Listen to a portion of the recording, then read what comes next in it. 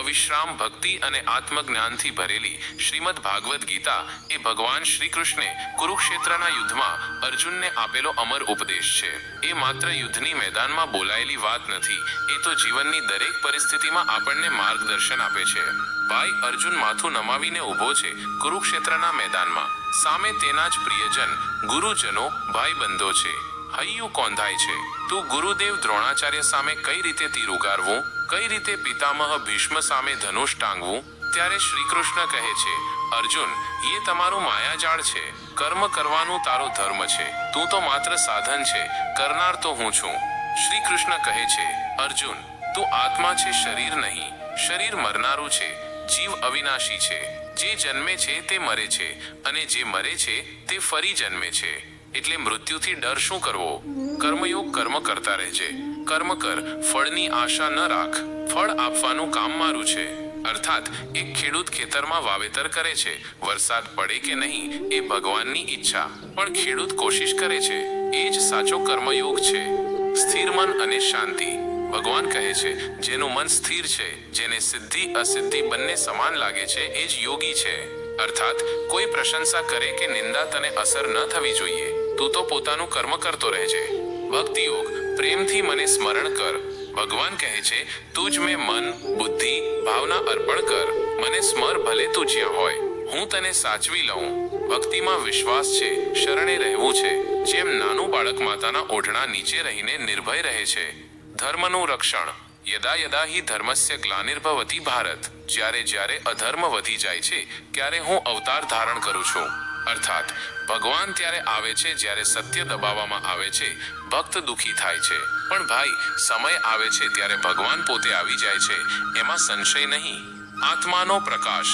નૈન છિંદંતી શસ્ત્રાણી. આ આત્માને શસ્ત્ર કાપી શકતા નથી, અગ્નિ બાળી શકતો નથી, પાણી ભીંજવી શકતું નથી, વાયુ સૂકવી શકતો નથી.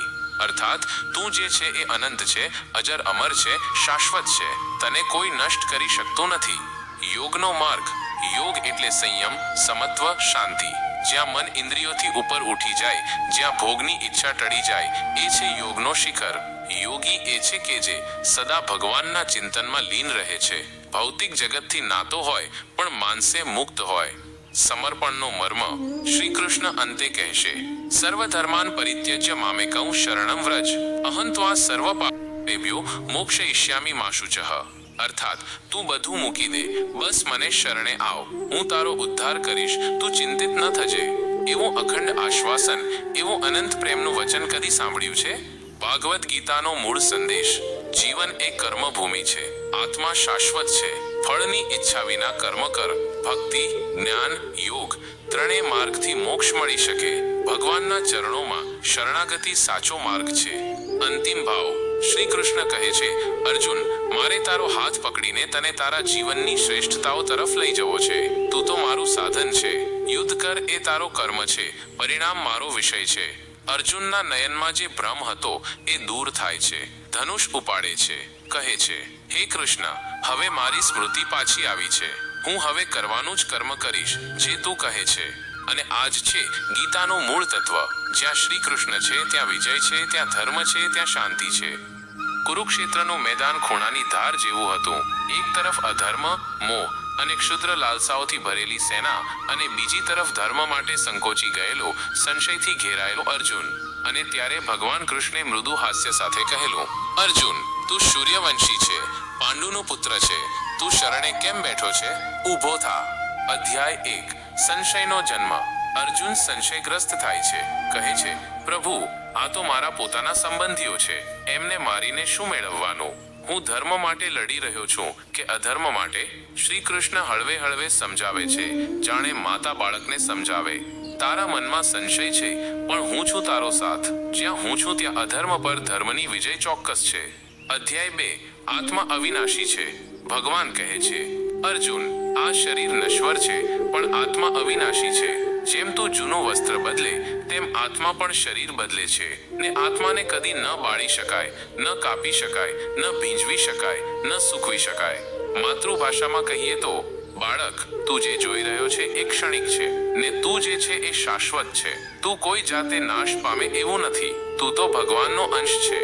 અધ્યાય 3. કર્મયોગ. શ્રી કૃષ્ણ કહે છે, કર્મ કરવું જ તારો ધર્મ છે, પરિણામની ચિંતા કરવી તારો અધિકાર નથી. તું નિષ્કામ ભાવથી કર્મ કર, એ જ શ્રેષ્ઠ યોગ છે.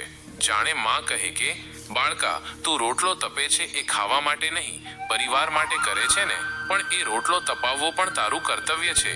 એમ જીવનમાં ધર્મ માટે કર્મ કર, ફળ હું આપીશ. અધ્યાય 4, જ્ઞાન યોગ અને અવતારનું રહસ્ય. ભગવાન કહેશે, જ્યારે જ્યારે ધર્મની હાનિ થાય છે ને અધર્મ ઉછળે છે, ત્યારે હું અવતાર લઈને આવું છું, સાધુઓની રક્ષા માટે, દુષ્ટોનો વિનાશ કરવા. અને જ્ઞાની પુરુષ એ છે જે તત્વને જાણે છે અને જેને ખબર છે કે હું કઈ રીતે બધામાં વ્યાપેલો છું.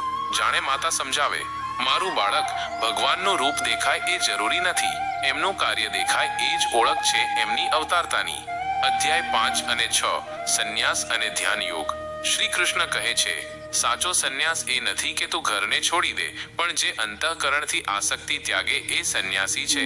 અને ધ્યાનથી મનને શાંત કર, એકાગ્ર થઈને મારા રૂપ પર ધ્યાન કર. એમ કરવાથી તું મોક્ષ પામે.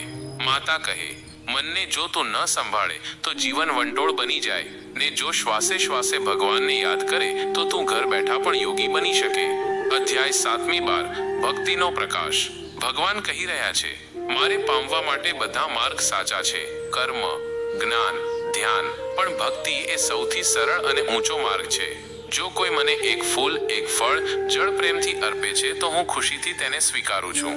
અને સૌથી મીઠું વચન, મારા ભક્તનો ક્યારેય વિનાશ નથી થતો, હું છું તેનો સહારો, અને એ છે મારો ભરોસાવાળો. અધ્યાય 13, 15, તત્વજ્ઞાન અને પ્રકૃતિ પુરુષનો ભેદ. શ્રી કૃષ્ણ કહે છે, શરીર એટલે ક્ષેત્ર, ને એમાં રહેલો આત્મા એટલે ક્ષેત્રજ્ઞ. તું જાણ કે તું એક ક્ષેત્રજ્ઞ છે, એ જ સાચું જ્ઞાન છે. અને 3 ગુણો છે, સત્વ, રજસ, તમસ. જીવ જ્યારે એ 3 ગુણથી ઉપર ઉઠી જાય છે ત્યારે તે પરમ તત્વ સુધી પહોંચે છે. માતા સમજાવે, જેમ ખીરમાં જેટલું દૂધ વધારે હોય તેટલી મીઠાશ રહે, તેમ જીવમાં જેટલું સત્વ વધારે હોય તેટલો ભગવાન નજીક રહે. અધ્યાય 16-17, દૈવી અને આસુરી સંપત્તિ. ભગવાન કહે છે, દૈવી ગુણો એ છે અહિંસા, ક્ષમા, દયા, સત્ય, ઇન્દ્રિય સંયમ, અને આસુરી છે દંભ, ક્રોધ, લાલચ, માયા. મારા ભક્ત એવા હોય છે જે સચ્ચા મનથી સત્યને ધર્મ જીવે છે, તેમને માટે હું પોતે સહયોગી બની જાઉં છું. અધ્યાય 18, અંતિમ ઉપદેશ અને શરણાગતિ. અંતે ભગવાન કૃષ્ણ પોતે કહે છે, સર્વ ધર્માન પરિત્યજ્ય મામેકં શરણમ વ્રજ અહમ ત્વા સર્વ પાપેભ્યો મોક્ષયિષ્યામિ મા શુચઃ. અર્થાત, તમે બધા ધર્મો ત્યજીને મારા શરણ આવી જાઓ, હું તને સર્વ પાપોથી મુક્ત કરીશ, ચિંતા નહીં કર. અંતિમ ભાવના, ગીતાનો શાશ્વત પ્રકાશ. શ્રીમદ ભગવદ્ ગીતાનું મહાત્મ્ય એ છે કે એ સમયગત ગ્રંથ નથી, એ સમયાતીત માર્ગદર્શન છે, જેમાં દરેક વચન એ જીવના જીવન માટે દીવો છે. જ્યાં સંબંધો તૂટી જાય, આત્મવિશ્વાસ ડગે, દિશા ભૂલાઈ જાય, ત્યારે ગીતાની વાણી એ પવન જેવા વહેતા શબ્દો બનીને આપણું માર્ગદર્શન કરે છે. નમ્ર અંત. શ્રીમદ ભગવદ્ ગીતાનો સાર માત્ર શાસ્ત્રમાં નહીં, પણ આપણા જીવંત હૃદયમાં જીવવો જોઈએ. જેમ અમૃત વાક્ય માણસને જીવાવે છે, તેમ કૃષ્ણની વાણી જીવને સાચી દિશા આપે છે. ભગવાને કહ્યું, હે પાંડે, જીવન એ રણભૂમિ છે, દરેક ઘડી એક યુદ્ધ છે. બસ તું કર્તવ્ય કર, બાકી ફળ પર આશા ન રાખ. ભગવાન શ્રી કૃષ્ણ કહે છે, અર્જુન, તું શોકમાં પડ્યો છે, તું જેને પોતાના કહી રડ્યો છે એ શરીર નથી, આત્મા છે. તું જ્યોત છે, અવિનાશી છે. આત્મા ના જલતી, ના કટતી, ના સુકાય અને ના ભીંજાય. જીવનમાં સૌથી પહેલી વસ્તુ છે સ્વધર્મ. ભગવાન કહે છે, બીજાનો ધર્મ અજમાવવાને બદલે પોતાનો ધર્મ ભલે થોડી ખામીથી પણ પાળવો શ્રેષ્ઠ છે. તારા કર્તવ્યથી પીછેહટ કરવી એ અયોગ્ય છે. કર્તવ્ય નિષ્ઠાથી કર, બીજું બધું હું સંભાળી લઉં, એ છે ભગવાનનું વચન. કર્મયોગનું મર્મ. ભગવાન શીખવે છે કે જીવનમાં કર્મ કરો, પણ ફળની ઈચ્છા રાખ્યા વિના. કર્મ કર તું કર્તવ્ય માનીને, પ્રેમપૂર્વક, પણ ફળ પર તારો અધિકાર નથી. આજનો માનવ માત્ર માટે સૌથી મોટો પાઠ છે, તું કામ કર, પરિણામ માટે ચિંતા ન કર. ભક્તિયોગનું અમૃત. ભગવાન કહે છે, જે મનુષ્ય મારો ભક્ત બનીને પ્રેમપૂર્વક મને સર્વ સમર્પિત થાય છે, હું તેનો સહારો બની જાઉં છું, હું તેની દરેક મુશ્કેલી દૂર કરું છું. એટલે કે ભગવાન સાથે પ્રેમ બાંધજો. છેવટે ભક્તિ જ સૌથી ઊંચો માર્ગ છે. જ્ઞાન યોગની દીપશિખા. કહેવાય છે કે જે પોતાને ઓળખે છે એ આખા બ્રહ્માંડને ઓળખે છે. શ્રી કૃષ્ણ કહે છે, જ્ઞાન દ્વારા મનુષ્ય અવિનાશી સત્ય સુધી પહોંચી શકે છે. એ જ્ઞાન અજ્ઞાનનો નાશ કરે છે. અહંકારનો ત્યાગ. ભગવાન ઘણીવાર કહે છે, મોહ, લોભ, ક્રોધ, અહંકાર એ બધું ત્યજી દે. નમ્ર બન. જે નમ્ર છે, જે મમત્વ છોડી દે છે, એને જ હું મારે હૃદયમાં જગ્યા આપું છું. મૃત્યુ અને આત્માનું રહસ્ય. જ્યાં બધા ડરે છે ત્યાં ભગવાન કૃષ્ણ શાંતિથી કહે છે, મૃત્યુ એ અંત નથી. આત્મા તો અનાદિ છે, અનંત છે. તું શરીર છે જ નહીં, તું તો એ આત્મા છે જે કદી મરતો નથી. સંપૂર્ણ સમર્પણ. ભગવાન અંતે અર્જુનને કહે છે, તું બધું છોડીને મારું શરણ લે. હું તારા બધા પાપો દૂર કરીશ. ડર્યા ન કર, હું તારો આશરો છું. જીવન માટે મુખ્ય સંદેશો. 1. આત્મા અવિનાશી છે, તું શરીર નથી, તું અનંત આત્મા છે. 2. કર્મ કરી ફળની ચિંતા ન કર, કામ કર, પરિણામની નહીં વિચાર. 3. ભક્તિ સર્વશ્રેષ્ઠ યોગ છે, ભગવાનને પ્રેમથી સમર્પિત થા. 4. અહંકાર ત્યજી દે, નમ્રતા તને ભગવાનના નજીક લાવશે. 5. મૃત્યુ ભયાનક નથી, આત્મા અજન્મા છે, અમર છે. 6. ભગવાનને શરણે જા, તું જો શરણે જશે તો ભગવાન બધું સંભાળશે. શ્રીમદ ભાગવત ગીતાનું આ અમૃત રહસ્ય છે. એક એવો સંગીત જે જીવનમાં અજવાળું લાવે છે, જે દુઃખના અંધારામાં આશાનું દીપક સળગાવે છે, જે ભયમાં સહારો આપે છે અને બ્રહ્મમાં માર્ગ બતાવે છે. શ્રી કૃષ્ણ એ ખૂબ પ્રેમથી અર્જુનને કહેલું, શરીર નાશ પામે છે, આત્મા કદી મરતી નથી. જન્મ અને મૃત્યુ તો માત્ર વિઘ્ન છે. તું જેને મારી રહ્યો છે કે મરી જશે, એ તો કદી ન મરતા છે. એટલે ક્યારેય પણ કોઈના વિયોગમાં, કોઈ ગુમાવવામાં તું તૂટી ન પડ, કારણ કે આત્મા અમર છે. મરણ એ અંત નથી, એ તો યાત્રાનો નવા રૂટે આરંભ છે. જેમ એક માં પોતાના બાળકને નવી ચૂંદડી પહેરાવે છે, એમ આત્મા નવા શરીર ધારણ કરે છે. એ માટે કૃષ્ણ કહે છે, તું શોક કેમ કરે છે અર્જુન? તું તો યોદ્ધા છે, આ તારા કર્મ છે, કરજે, પણ ભય વિના, મમત્વ વિના. શ્રી કૃષ્ણ કહે છે, તું તારી નિષ્ઠાથી, ભક્તિથી, નિયમથી કર્મ કર. મારે તો બસ તારી લાગણી જોઈતી છે, ફળ તો હું સંભાળી લઉં છું. એટલે કૃષ્ણનો ઉપદેશ છે, જીવનમાં સારા કામ કરતા રહેવું, પરિણામની ચિંતા કર્યા વિના. તું તારો કર્તવ્ય નિભાવ, હું તારો સથવારે છું.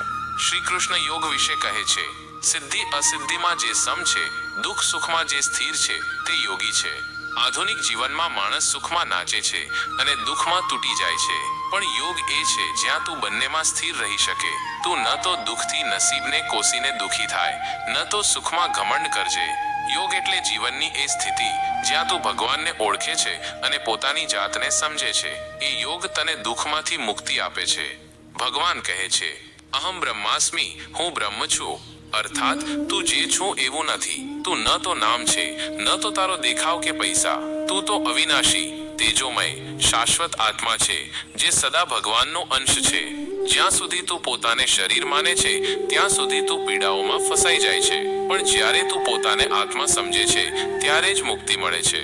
શ્રી કૃષ્ણ સ્પષ્ટ કરે છે, મનમના ભવ, મદભક્તો, મદ્યાજી, માં નમસ્કુરુ. તું મારું સ્મરણ કર, મારી ભક્તિ કર, મને નમસ્કાર કર.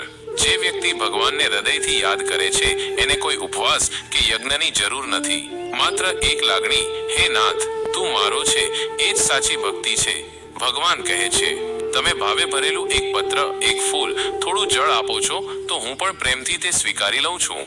જેમ અર્જુન કૌરવો સામે યુદ્ધથી વિમુખ થયો, એમ આપણે પણ જીવનની પડકારો સામે ભાગી જવાનું વિચારી લઈએ છીએ. પણ ભગવાન કહે છે, ઉઠ અર્જુન, યુદ્ધ કર. તું ન્યાયના પક્ષે છે, તારો રથ ચલાવું છું હું, તારો ધનુષ હું દઈ રહ્યો છું. તેથી ભાઈ, હાર માનશો નહીં.